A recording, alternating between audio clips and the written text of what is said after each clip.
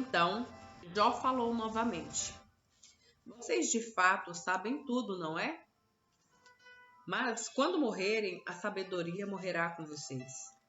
Pois bem, eu também sei algumas coisas, e vocês não são melhores que eu.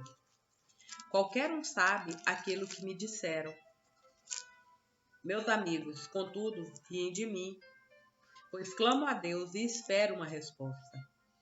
Sou justo e íntegro. No entanto, eles riem de mim. Quem está tranquilo zomba de quem sofre. Dá um empurrão em quem tropeça. Os ladrões, porém, são deixados em paz. E os que provocam a Deus vivem em segurança, embora Deus os mantenha sob o seu poder. Pergunte aos animais e eles lhe ensinarão. Pergunte às aves do céu e elas lhe dirão.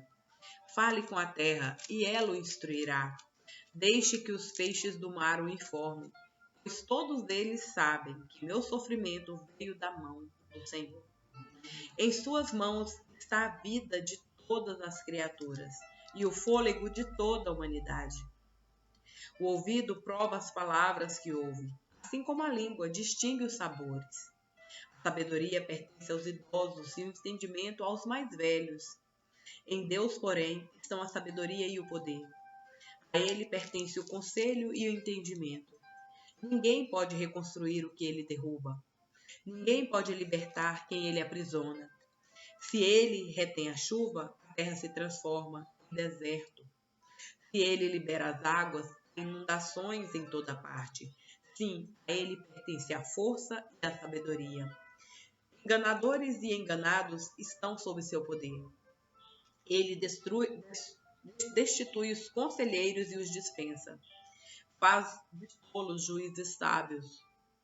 Tira o manto dos reis e lhes amarra uma corda na cintura. Destitui os sacerdotes e os dispensa. Derruba os que estão no poder há muitos anos.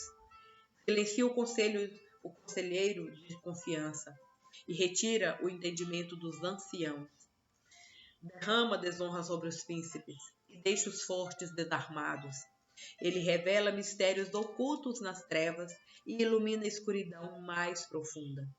Exalta nações e as destrói, expande nações e as abandona, despoja os reis de entendimento e os deixa vagar por um deserto sem caminhos.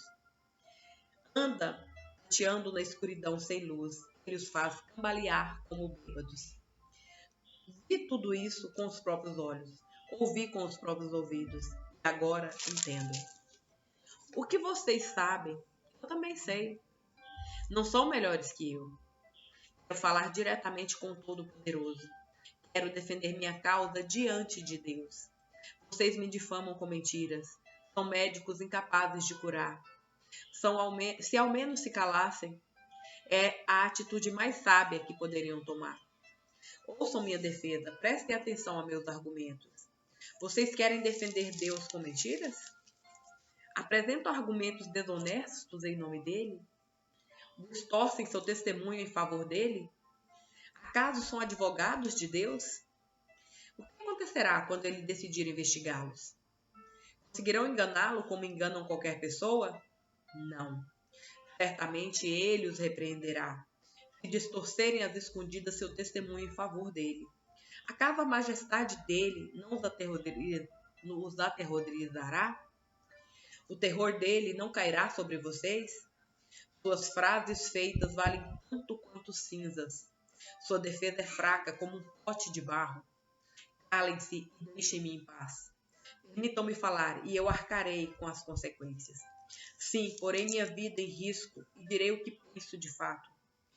Ainda que Deus me mate, ele é minha única esperança. Apresentarei a ele minha causa. Isto, porém, é o que me salvará. Não sou ímpio. Se o fosse, não poderia me colocar diante dele.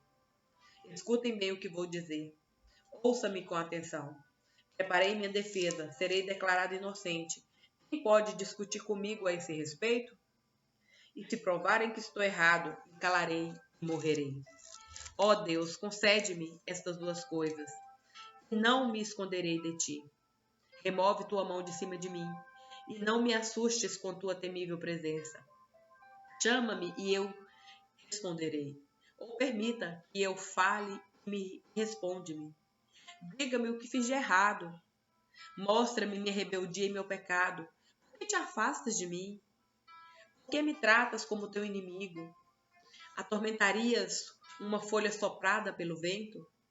Perseguirias a palha seca? Escreves acusações amargas contra mim e trazes à tona os pecados de minha juventude.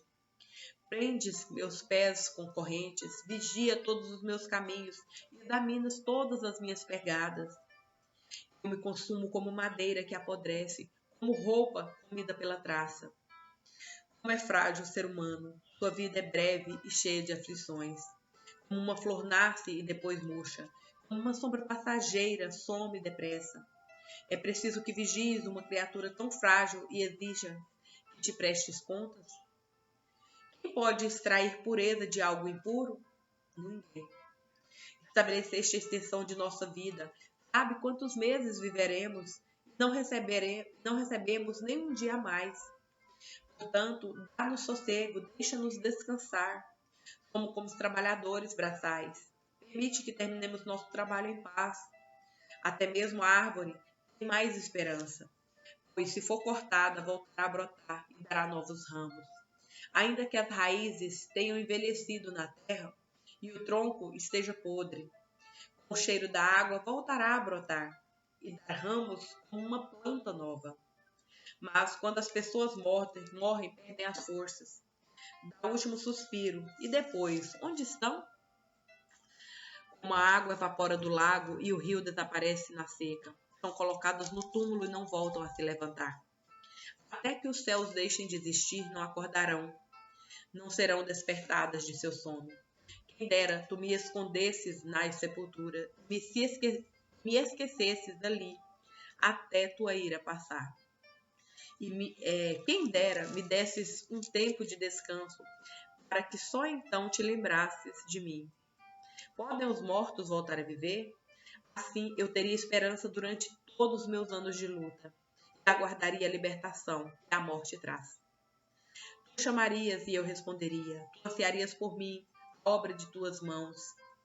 Assim tu protegerias meus passos, em vez de vigiares meus pecados. Meus pecados seriam fechados num saco, e tu cobririas minha culpa. Em vez disso, assim como os montes desmoronam e as rochas caem de onde estão, como a água desgasta as pedras e as enchentes arrastam a terra, tu destróis a esperança do ser humano. Tu prevaleces sempre sobre ele e ele se vai. Tu desfiguras na morte e os mandas embora. Não sabe se os filhos crescerão com honra ou afundarão no esquecimento. Ele sofre por sua própria dor e lamenta apenas por si mesmo. Então, ele faz de Temã, respondeu. Um homem sábio não responderia com esse falatório. Suas palavras não passam de vento. O sábio não se envolve em conversas sem propósito, nem usa palavras sem sentido. De fato, você não tem temor a Deus e não lhe mostra reverência. Seus pecados dizem à boca o que ela deve falar. Suas palavras se baseiam em engano astuto. Sua própria boca o condena, não eu. Seus próprios lábios depõem contra você. Acaso você foi o primeiro ser humano a nascer? Veio ao mundo antes de serem criados os montes? Estava presente no conselho secreto de Deus? Só você é dono da sabedoria? O que você sabe sobre nós? O que você sabe que nós não sabemos? Que compreensão tem que nós não temos? Homens idosos de cabelos grisalhos, mais velhos que seu pai, pensam exatamente como nós. A consolação de Deus não é suficiente para você? Palavras amáveis não lhe bastam? O que o fez perder a razão? Por que seus olhos chegam a faiscar quando você se volta contra Deus e diz tais absurdos? O que é o ser humano para se considerar puro? Pode alguém nascido de mulher ser justo? Deus não confia nem nos anjos. Aos olhos dele, nem mesmo os céus são puros. Quanto menos um ser humano, detestável e corrupto, que tem sede de perversidade. Escute e eu lhe mostrarei. Falarei com base em minha experiência. É confirmada pelo relato de homens sábios, que ouviram as mesmas verdades de seus antepassados, daqueles aos quais foi dada a terra muito antes de chegar qualquer estrangeiro. Os perversos se contorcem de dor a vida toda. Aos cruéis estão reservados tempos de sofrimento. Em seus ouvidos ressoam sons de terror, e mesmo em dias tranquilos, temem o ataque do destruidor. Não se atrevem a sair no escuro, por medo de serem mortos pela espada. Ficam perambulando e dizendo: onde posso encontrar pão? Sabem que o dia de sua destruição se aproxima. Vivem angustiados e aflitos, cheios de terror, como um rei que se prepara para a batalha. Eles agitam os punhos contra Deus e desafiam arrogantemente o Todo-Poderoso. Com seus fortes escudos levantados, avançam contra ele em rebeldia. Em sua prosperidade, o rosto dos perversos inchou, e sua barriga acumulou gordura. Suas cidades, porém, são arruinadas. Habitarão em casas abandonadas, prestes a desabar. Suas riquezas não durarão, seus bens não permanecerão, e suas propriedades não se estenderão pela terra. Não escaparão das trevas, o sol abrasador queimará seus ramos, e o sopro de Deus os destruirá. Não se iludam mais ao confiar em riquezas vazias, pois o vazio será sua única recompensa. Serão cortados na flor da idade, seus ramos jamais voltarão a verdejar. Serão como as videiras cujas uvas são colhidas cedo demais, como a oliveira que perde as flores antes que se formem os frutos. Pois os ímpios não têm futuro. O fogo destruirá suas casas enriquecidas com subornos. Concebem desgraça e dão à luz maldade. Seu ventre só gera engano. 1 Coríntios, capítulo 15, versículos 29 ao 58. E o que dizer dos que se batizam em favor dos mortos? Se os mortos não ressuscitam, como dizem eles, por que se batizam em favor dos que já morreram? E nós, que arriscamos a vida o tempo todo? Pois eu afirmo, irmãos, que enfrento a morte diariamente, assim como afirmo o meu orgulho daquilo que Cristo Jesus, nosso Senhor, fez em vocês. E se não haverá ressurreição dos mortos, de que me adiantou ter lutado contra feras, isto é, aquela gente de Éfeso? Se não há ressurreição, comamos e bebamos, porque amanhã morreremos. Não se deixe enganar pelos que dizem essas coisas, pois as más companhias corrompem o bom caráter. Pensem bem sobre o que é certo e parem de pecar. Pois, para sua vergonha, eu lhes digo que alguns de vocês não têm o menor conhecimento de Deus. Alguém pode perguntar: como os mortos ressuscitarão? Que tipo de corpo terão? Que perguntas tolas! A semente só cresce, se transforma em planta depois que morre. Aquilo que se coloca no solo não é planta que crescerá, mas apenas uma semente de trigo ou de alguma outra planta. Então Deus lhe dá o novo corpo como Ele quer. Um tipo diferente de planta cresce de cada tipo de semente. Da mesma forma, há tipos diferentes de carne. Um tipo para os seres humanos, outro para os animais, outro para as aves e outro para os peixes. Também há corpos celestes e corpos terrestres. A glória dos corpos celestes é diferente da glória dos corpos terrestres. O sol tem um tipo de glória, enquanto a lua e as estrelas têm outro. E até mesmo as estrelas diferem em glória uma das outras. O mesmo acontece com a ressurreição dos mortos. Quando morremos, o corpo terreno é plantado no solo, mas ressuscitará para viver para sempre. Nosso corpo é enterrado em desonra, mas ressuscitará em glória. É enterrado em fraqueza, mas ressuscitará em força. É enterrado como corpo humano natural, mas ressuscitará como corpo espiritual. Pois assim como há corpos naturais, também há corpos espirituais.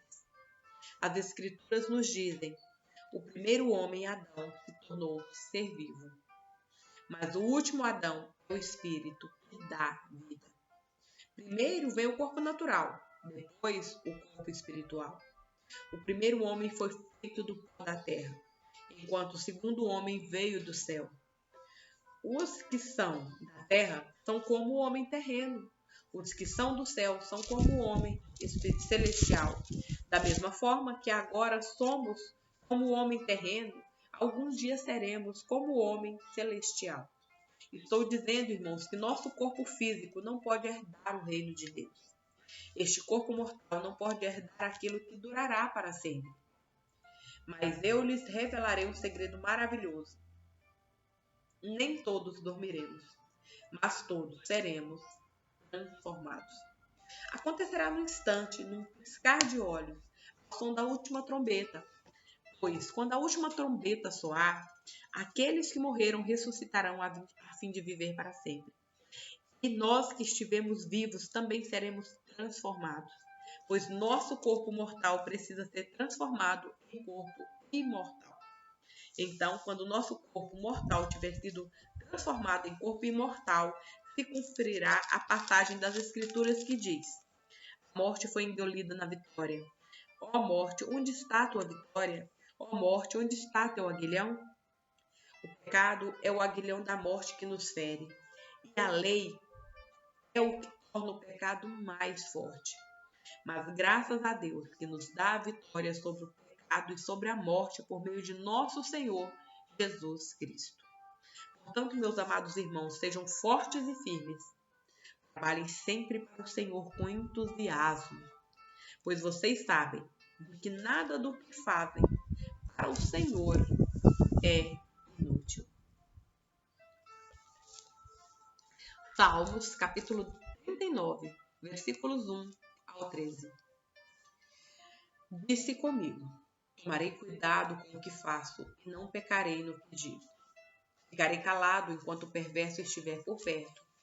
Mas, enquanto eu estava em silêncio, sem falar sequer de coisas boas, a angústia cresceu dentro de mim. Quanto mais eu pensava, mais ardia meu coração. Então decidi falar. Mostra-me, Senhor, como é breve meu tempo na terra. Mostra-me que meus dias estão contados e que minha vida é passageira. A vida que me deste não é mais longa que alguns palmos. Diante de mim, toda a minha existência não passa de um momento. Na verdade, o ser humano não passa de um sopro. Somos apenas sombras que se movem, e nossas inquietações não dão em nada. Acumulamos riquezas sem saber quem as gastará. Agora, Senhor, o que devo esperar? És minha única esperança. Livra-me da minha rebeldia e não permita que os tolos zombem de mim. Estou calado, não direi uma só palavra, pois minha punição vem de ti. Mas, por favor, para de me castigar. Os golpes de tua mão me reduzem a nada. Quando nos disciplinas por nossos pecados, consome como traça o que nos é mais precioso. O ser humano não passa de um sopro. Ouve minha oração, Senhor. Escuta meus clamores por socorro. Não ignores minhas lágrimas, pois sou como estrangeiro diante de ti, um viajante que está só de passagem, como eram meus antepassados. Desvia de mim o olhar para que eu volte a sorrir, antes que eu me vá e deixe de existir. Provérbios, capítulo 21, versículos 30 ao 31. Não há sabedoria, entendimento, nem conselho humano capaz de resistir ao Senhor. O cavalo é preparado para o dia da batalha, mas quem dá a vitória é o Senhor.